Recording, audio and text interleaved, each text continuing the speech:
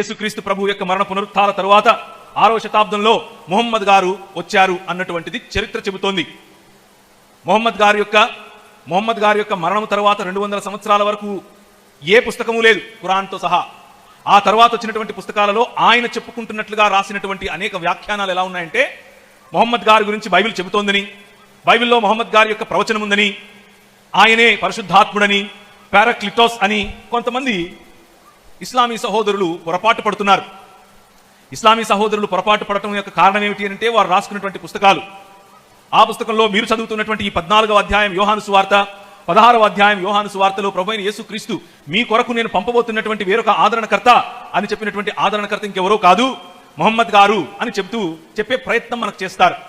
ఆయన మీలో ఉంటాడు అని చెప్పారు. 600 సంవత్సరాల తరువాత వస్తాడు అని చెప్పలేదు.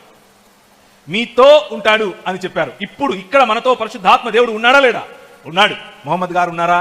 లేరు. ఆయన చనిపోయారు. ఆయన చనిపోయిన తర్వాత పాతి పెట్టబడ్డారు.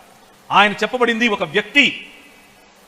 ఆ పరిశుద్ధాత్ముడు వస్తాడు అని చెప్పినది ఒక వ్యక్తి గురించే, ఒక శక్తి కాదు. కానీ ఆ వ్యక్తి మనిషి కాదు. ఆ వ్యక్తి సాధారణమైన మనిషి కాదు. ప్రపంచంలో ఉన్నటువంటి ప్రతి విశ్వాస సమాజంలోనూ అన్ని వేళలా అన్ని చోట్ల ఒకేసారి ఉండగలిగినటువంటి దేవత్వము కలిగినటువంటి వ్యక్తి ఈ పరిశుద్ధాత్ముడు. ఆ పరిశుద్ధాత్ముని యొక్క సహవాసము, ఆ పరిశుద్ధాత్ముని యొక్క మనతో కలిసి ఉండగల శక్తి, మనలో ప్రమేయము చూపగల శక్తి కేవలము పరిశుద్ధాత్ముడు అనగా పిలువబడినటువంటి బైబిల్ గ్రంథం చెప్పే పరిశుద్ధాత్ముడికే కానీ ముహమ్మద్ గారికి అది లేదు. లోకం ఆయనను చూడదు, కానీ మీరు ఆయనను చూస్తారు అని ప్రభువు చెప్పాడు. ఈ లోకము ముహమ్మద్ గారిని చూడలేదా? చూసింది. మరి లోకం ఆయనను చూడదు అని ప్రభు అయిన యేసుక్రీస్తు చెబుతూ ఉంటే ముహమ్మద్ గారు నేను పరిశుద్ధాత్ముడిని అని ఎలా చెప్పుకుంటారు? ఆయన చెప్పి ఉండరు. ఆయన తరువాత రాసుకున్నటువంటి కళ్ళబొల్లి ఇతిహాస పురాణాలుగా ఉన్నటువంటి పుస్తకాలలో రాసుకున్నారు మన సహోదరులు, ముస్లిం సహోదరులు. కనుక మీరు నమ్ముతున్నటువంటి తండ్రి, కుమార, పరిశుద్ధాత్ముడు అన్నటువంటి ఏకదేవుడు, ఆ దేవునిలో అంతర్గత భాగమైనటువంటి సంపూర్ణముగా దేవుడైనటువంటి పరిశుద్ధాత్మ దేవుడు మన మధ్యకు పంపుతాను అని చెప్పాడు ప్రభువైన యేసుక్రీస్తు. ప్రభువైన యేసుక్రీస్తు చెప్పినట్లుగా నేను మరణమైన తర్వాత, నేను మరణాన్ని జయించి తిరిగి లేచిన తర్వాత నేను మీ మధ్య గలిలయ ప్రాంతంలో కలుస్తాను అని చెప్పాడు.